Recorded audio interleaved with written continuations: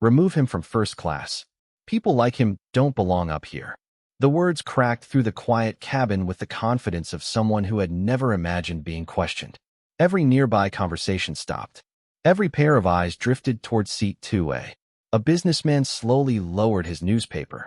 A little girl looked up from her coloring book. Even the soft hum of the aircraft seemed to fade beneath the weight of that single sentence. Marcus Carter didn't respond immediately. Dressed in a plain black t-shirt, faded blue jeans, and clean white sneakers, he looked nothing like the image many people expected from a man sitting in first class. There was no designer luggage, no luxury watch catching the overhead lights, no entourage waiting behind him. Just a small leather backpack resting beneath the seat in front of him and a calm expression that suggested he had walked through moments like this before. Nicole Harris, the lead flight attendant, folded her arms with practiced authority. "Sir, this cabin is reserved for first-class passengers. Economy is through that curtain." Marcus looked up at her with steady eyes and offered a polite smile. "I'm exactly where my boarding pass says I should be." She didn't ask to see it. She didn't scan it. She didn't even pretend to verify his reservation. Instead, she glanced toward Brian Foster, another flight attendant standing a few rows away, and he answered with a knowing smirk that seemed to confirm a conclusion neither of them had bothered to prove. "We get people trying this all the time," Brian said loudly enough for several passengers to hear. "Some folks think confidence is a boarding pass." A few uncomfortable chuckles floated through the cabin, while others exchanged uneasy looks.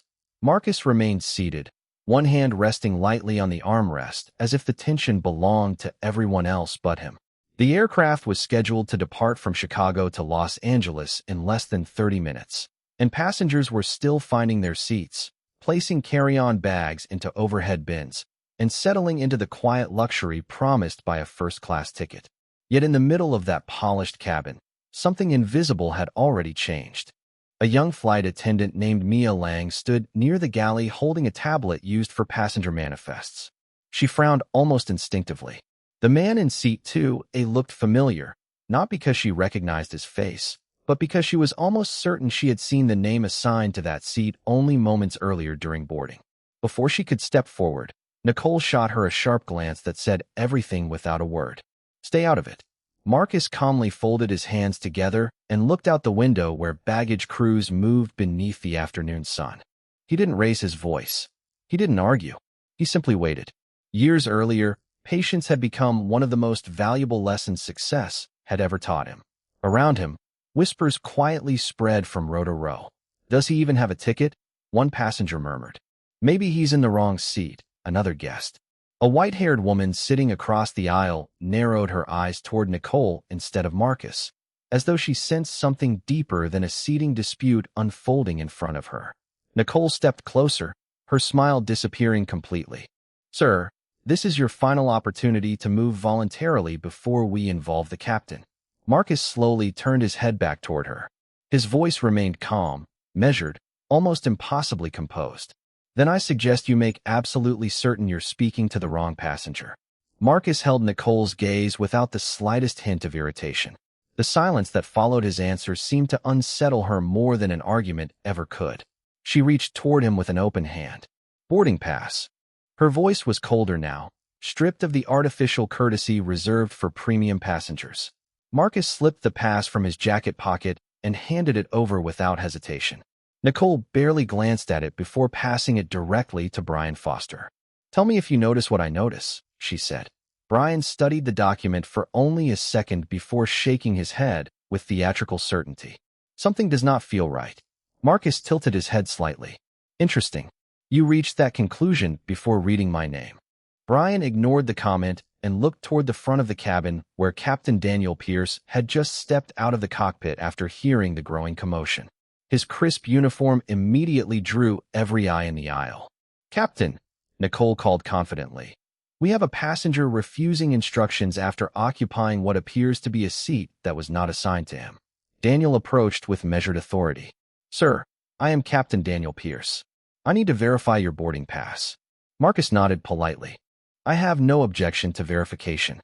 I only ask that it actually be verified." Nicole quickly handed Daniel the pass before Marcus could continue.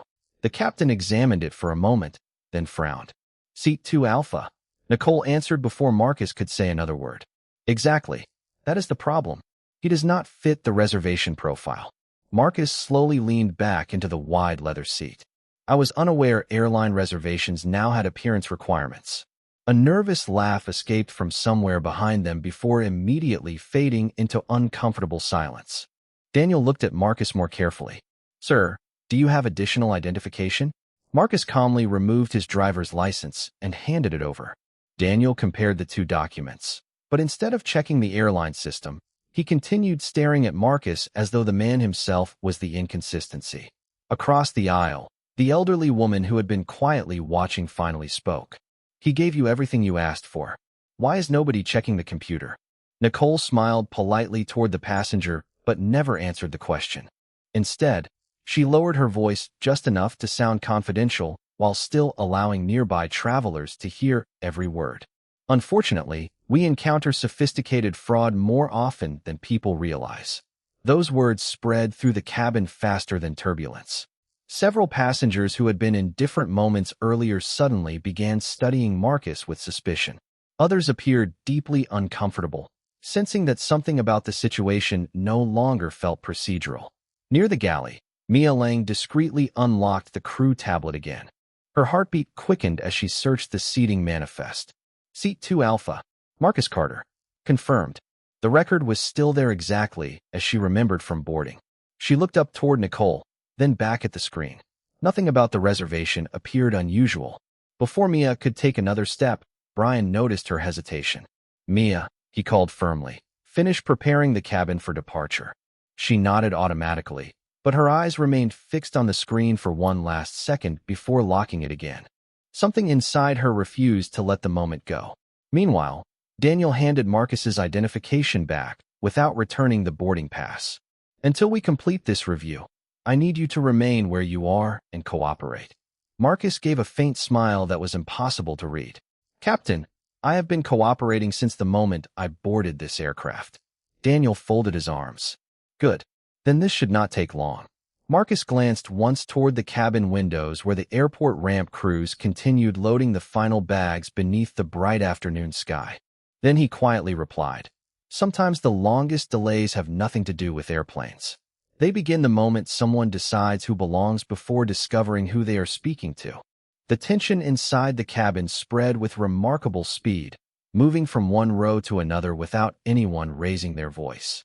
What had begun as a disagreement over a seat had quietly transformed into a test of assumptions. Some passengers exchanged uncertain glances while others deliberately avoided looking at Marcus at all, as though remaining silent somehow relieved them of choosing a side. Nicole tucked the boarding pass into the folder she carried beneath her arm instead of returning it. Until this matter is resolved, the document stays with us, she announced confidently. Marcus remained seated, his posture relaxed, his hands resting comfortably in his lap. Interesting policy, he replied. I must have missed the part where passengers surrender their property before being proven wrong. Brian let out a dry laugh. You have plenty of opinions for someone who should probably be grateful we are giving you a chance to explain yourself. Marcus simply looked at him. There was no anger in his expression, only a quiet disappointment that somehow carried far more weight than outrage ever could. Across the aisle, the elderly woman slowly closed her novel and spoke again. Young man, did you scan your boarding pass when you boarded? Marcus nodded politely. Yes, ma'am. She turned toward Nicole. Then the system already verified him. Nicole answered almost immediately. Systems make mistakes. Before the woman could reply, a businessman seated in the second row adjusted his expensive suit jacket and cleared his throat. Perhaps everyone should let the crew do their jobs. His words briefly shifted the mood, giving Nicole renewed confidence. Exactly, she said. We are responsible for the safety and comfort of every passenger on this aircraft. Marcus finally spoke again. Safety should never depend on appearances. The sentence lingered in the cabin. No one challenged it. Near the galley, Mia Lang quietly reopened the electronic manifest. She searched the reservation again, this time more carefully. Seat 2 Alpha, Marcus Carter. First class. Ticket fully paid. Frequent executive status. Everything matched perfectly. She frowned. Then she noticed Brian walking toward her. Without thinking, she locked the screen. Everything ready back here. Brian asked. Almost, Mia answered, forcing a calm smile. Good. Stay focused. We do not need extra confusion. As Brian walked away, Mia looked back at the tablet. Something inside her refused to accept what she was watching unfold. She had joined the airline believing professionalism meant treating every passenger with fairness.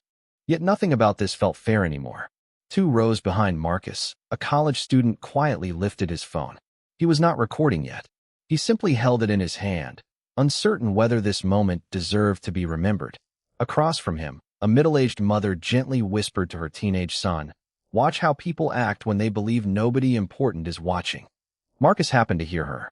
He offered the smallest nod of appreciation before returning his attention to the window. Outside, the final catering truck pulled away from the aircraft. Ground crews signaled to one another with practiced precision.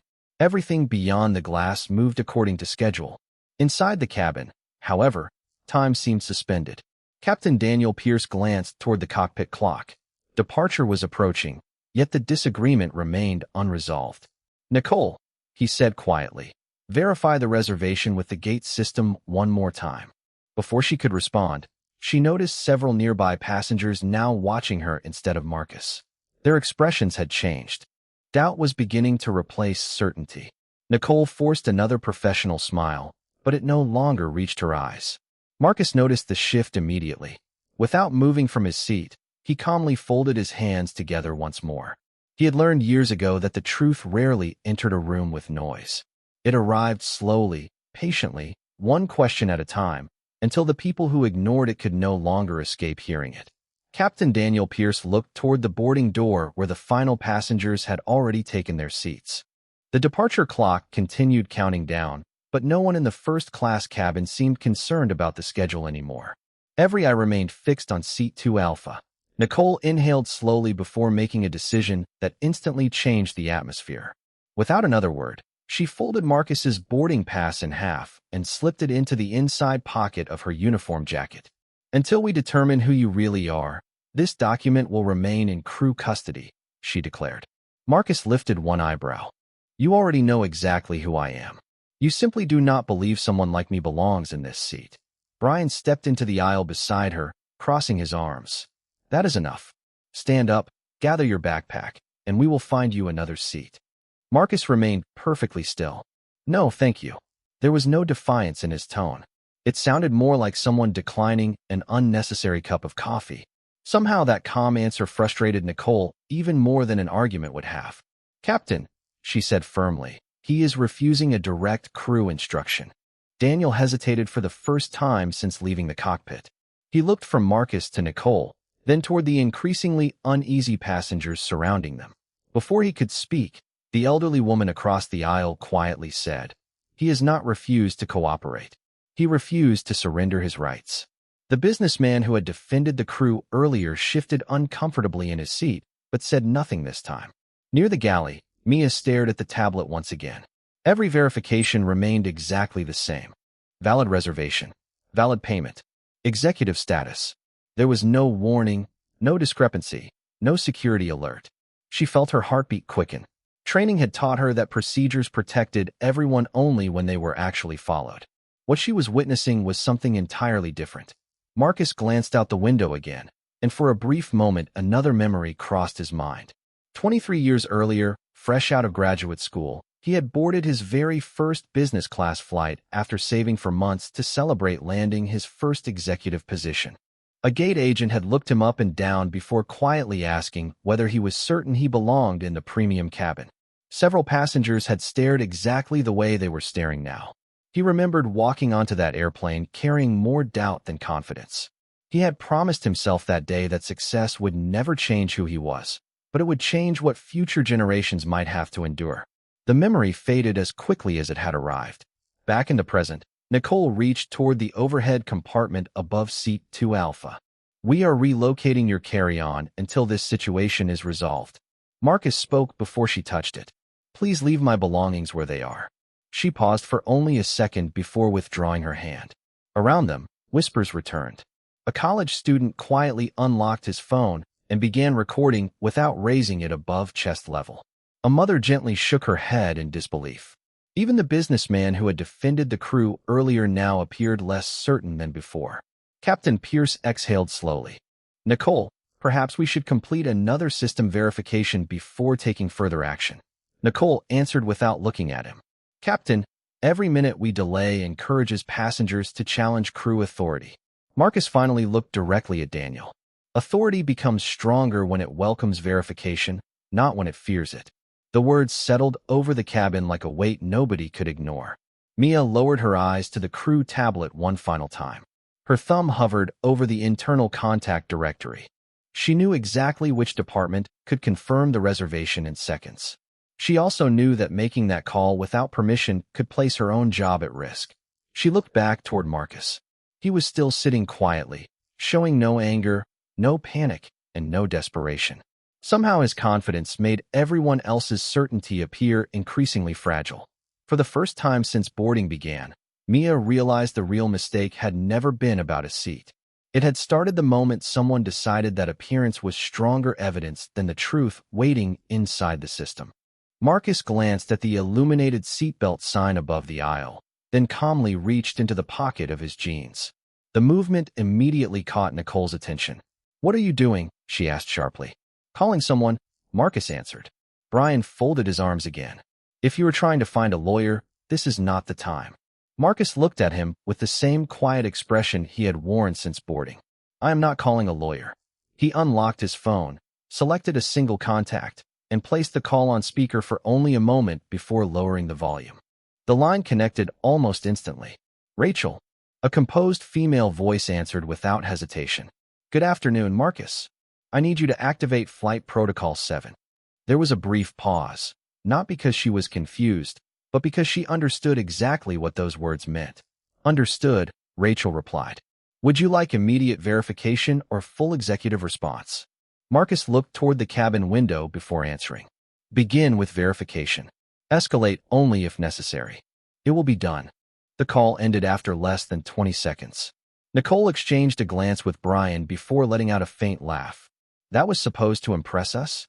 Brian added. "Anyone can make a mysterious phone call." Marcus slipped the phone back into his pocket. "The call was not for you." Around the cabin, several passengers looked at one another. The confidence in Marcus's voice had been impossible to ignore.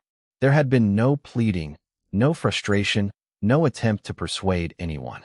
It sounded less like a passenger asking for help and more like someone initiating a routine process. Captain Daniel Pierce studied Marcus carefully. "Who exactly is Rachel?" Marcus answered without looking away from the window.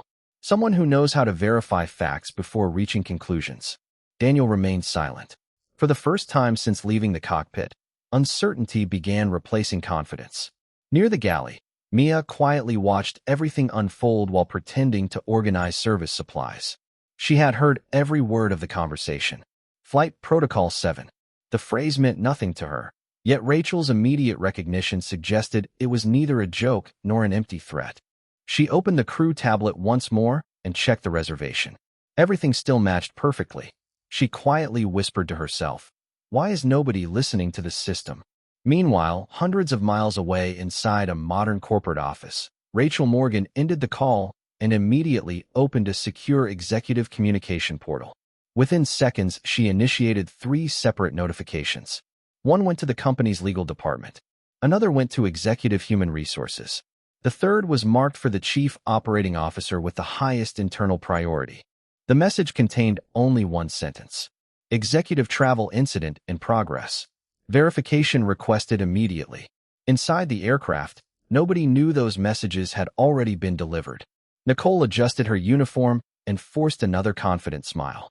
"Captain, we cannot continue delaying departure over a passenger who refuses reasonable instructions." Daniel nodded slowly, but his attention remained fixed on Marcus. Something about the man's composure refused to fit the story he had been told.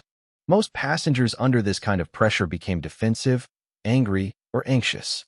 Marcus had become calmer with every passing minute. The elderly woman across the aisle noticed the same thing. "People who are pretending usually talk too much," she said quietly. "He has hardly said anything at all." The businessman who had defended the crew earlier slowly lowered his eyes, saying nothing. Even he could no longer ignore the growing imbalance between the accusations being made and the evidence supporting them. Marcus finally broke the silence. Truth has an unusual habit, he said softly. It does not become stronger because people believe it. It simply waits until the facts arrive. At that exact moment, Captain Pierce's company tablet resting inside the cockpit emitted a priority notification that none of the people standing in the aisle had expected to see. Captain Daniel Pierce stepped into the cockpit after hearing the alert chime from his company tablet. He expected another routine operational update. Instead, a bright red priority banner filled the screen. Executive verification request. Immediate response required. His expression tightened as he opened the message. It contained only a brief instruction directing him to remain at the gate until a secure corporate representative joined the call. Before he could process what it meant, another notification appeared beneath it. Do not relocate passenger Marcus Carter pending executive confirmation. Daniel stared at the display for several long seconds before slowly looking back toward the first-class cabin through the open cockpit door. Nicole noticed the hesitation immediately. "Captain, what is happening?" she asked. Daniel answered carefully. "Corporate wants additional verification." Nicole frowned.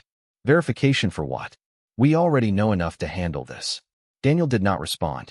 His silence spoke louder than any explanation. Across the aisle, Marcus remained exactly where he had been from the beginning.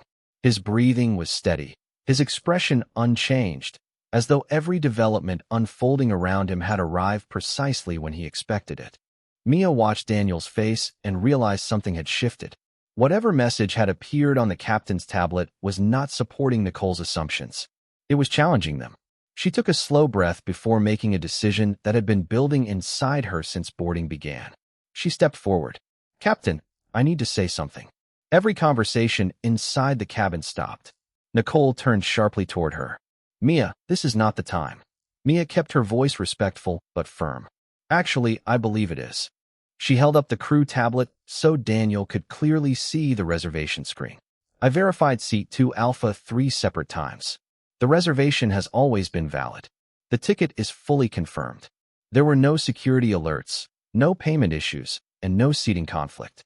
Brian stared at her in disbelief. "Why did you not mention that earlier?" Mia met his eyes without looking away. "Because every time I tried, I was interrupted before anyone asked what the system actually showed." The elderly woman across the aisle slowly nodded. "Finally, someone is talking about facts instead of assumptions." A quiet murmur spread through the cabin. Passengers who had remained neutral now began exchanging different looks, not toward Marcus, but toward the crew. The businessman who had defended Nicole earlier cleared his throat. If the reservation was confirmed all along, then what exactly are we still arguing about? Nicole attempted to regain control. "The manifest is only one piece of information." Mia answered before anyone else could. "It is the official passenger record. We are trained to trust it unless there is evidence proving otherwise." The words landed with unmistakable weight because everyone in uniform knew she was right. Daniel slowly accepted the crew tablet from Mia and compared it with the notification still glowing on his own device. The information matched perfectly. Marcus Carter, seat 2 Alpha, executive status confirmed. Daniel looked toward Marcus, and for the first time since this situation began, there was no suspicion in his eyes. There was only the growing realization that the problem had never been the passenger. It had been the decisions made before anyone bothered to verify the truth. Marcus quietly folded his hands once again. He did not smile. He did not celebrate. He simply watched as certainty began giving way to accountability, knowing that the strongest turning points rarely arrived through loud arguments. They arrived the moment someone finally chose honesty over assumption. Captain Daniel Pierce's company tablet rang again, this time with the unmistakable tone reserved for executive communications. The screen displayed a secure video request marked immediate. He accepted it without hesitation. Within seconds, Rachel Morgan appeared on the screen from a modern executive conference room. Several senior leaders were seated behind her, their expressions calm but unmistakably serious. "Captain Pierce," Rachel began, "thank you for remaining at the gate. We are completing an executive verification regarding passenger Marcus Carter." Daniel nodded. "We have confirmed that his reservation is valid." Rachel answered with complete confidence. "His reservation is only the beginning." She looked directly into the camera before continuing. Marcus Carter is the Chief Executive Officer of Horizon Airlines. The words seemed to remove every sound from the cabin. Nicole's face lost all color. Brian blinked repeatedly as though he had misunderstood what he had just heard. Several passengers looked from the screen to Marcus and back again, trying to reconcile the calm man sitting quietly in Seat 2 Alpha with the title they had just heard. Rachel continued speaking. Mr. Carter prefers to travel without advance notice whenever possible because he believes leaders should experience the company exactly as customers do. Daniel slowly lowered the tablet, then looked directly at Marcus. Sir, is that correct? Marcus met his eyes with the same composed expression he had maintained since boarding. Yes, Captain. It is. Daniel stood completely still for a moment before speaking again. Why did you not identify yourself sooner? Marcus answered gently. Because respect should never depend on a job title. If I had introduced myself first, none of this would have revealed what truly needed to be seen. No one challenged his answer. No one could.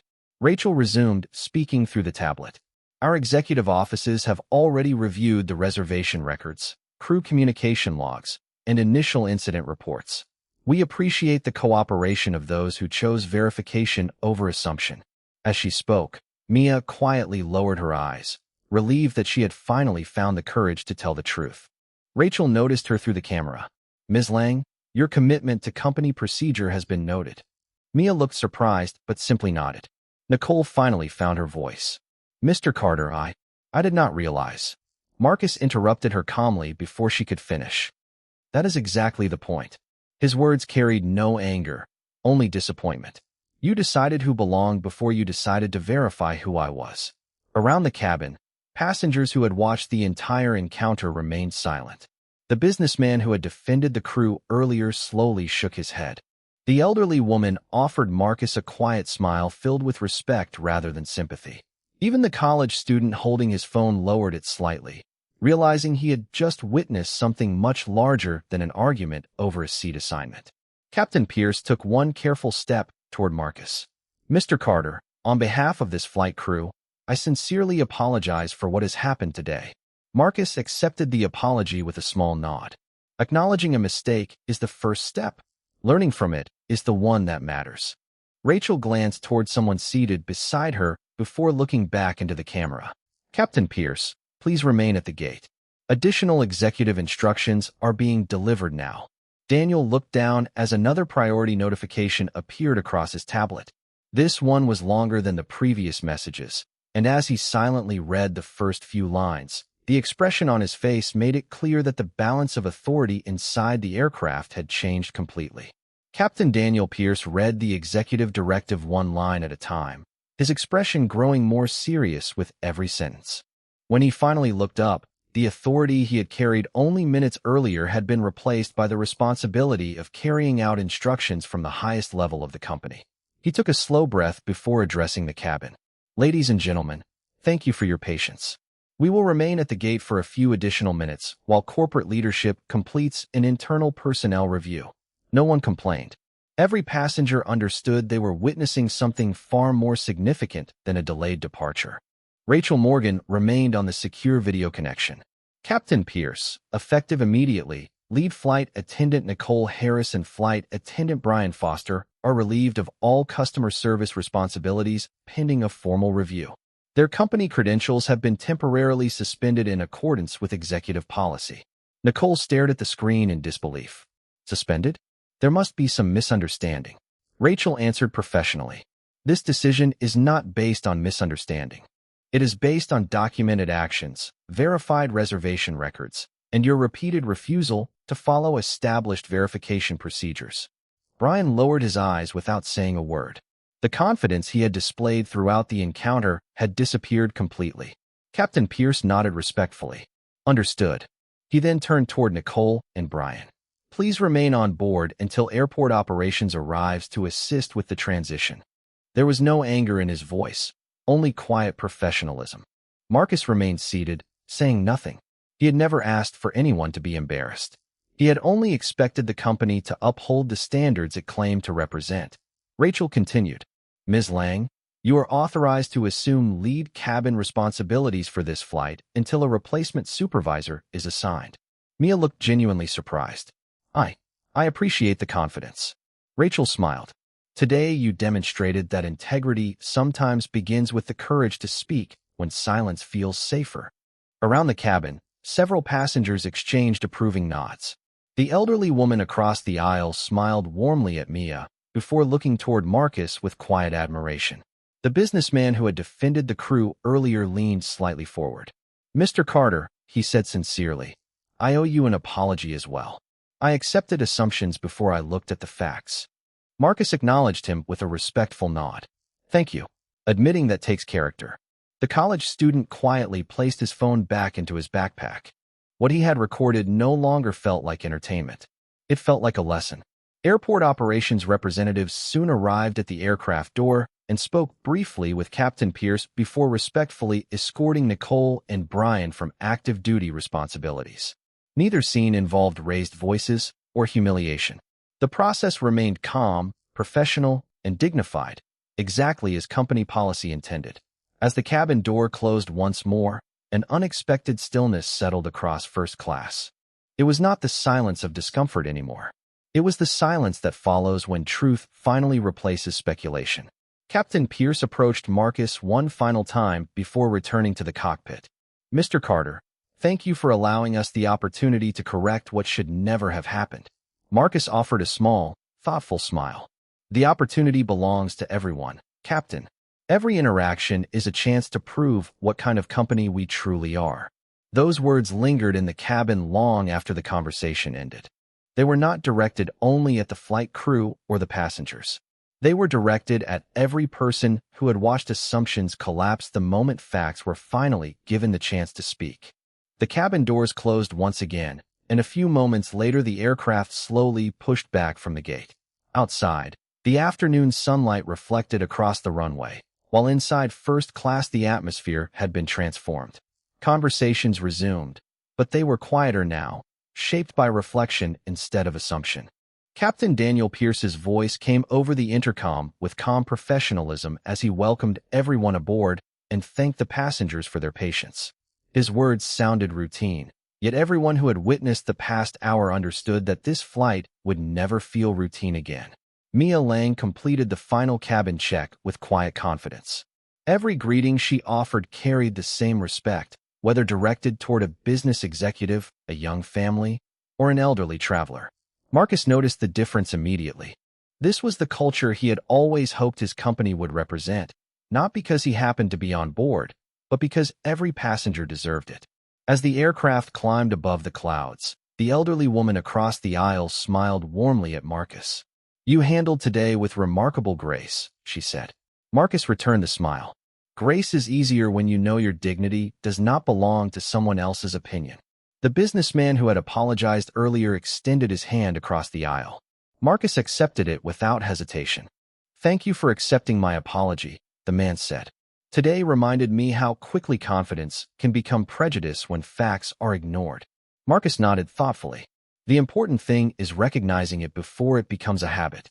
A few rows behind them, the college student quietly deleted the dramatic caption he had almost posted online. Instead, he saved the recording as a personal reminder.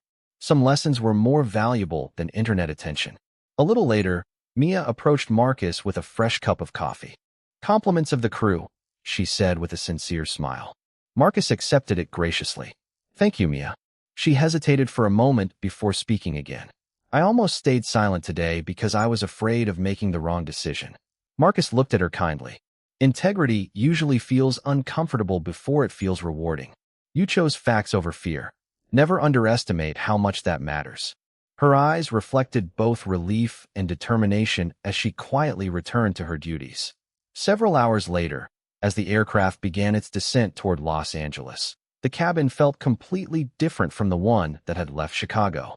There was no lingering tension, only a shared understanding that everyone had witnessed something meaningful. Before leaving the aircraft, Captain Pierce stood near the door to thank each passenger personally. When Marcus reached the exit, the captain extended his hand. "Mr. Carter, thank you for reminding all of us what leadership looks like." Marcus shook his hand with genuine respect. Leadership is not about reminding people who you are. It is about creating a place where no one has to prove they deserve respect before receiving it. He stepped into the jet bridge carrying the same small leather backpack he had brought onto the airplane. Nothing about his appearance had changed. The only thing that had changed was how people chose to see him. Behind him, passengers quietly watched as he disappeared into the terminal, understanding that the most powerful person on the flight had never needed an expensive suit, a public introduction, or a title to command dignity. His character had done that long before anyone discovered his position. Because in the end, the greatest measure of any person is not how they treat someone important. It is how they treat someone they mistakenly believe is ordinary.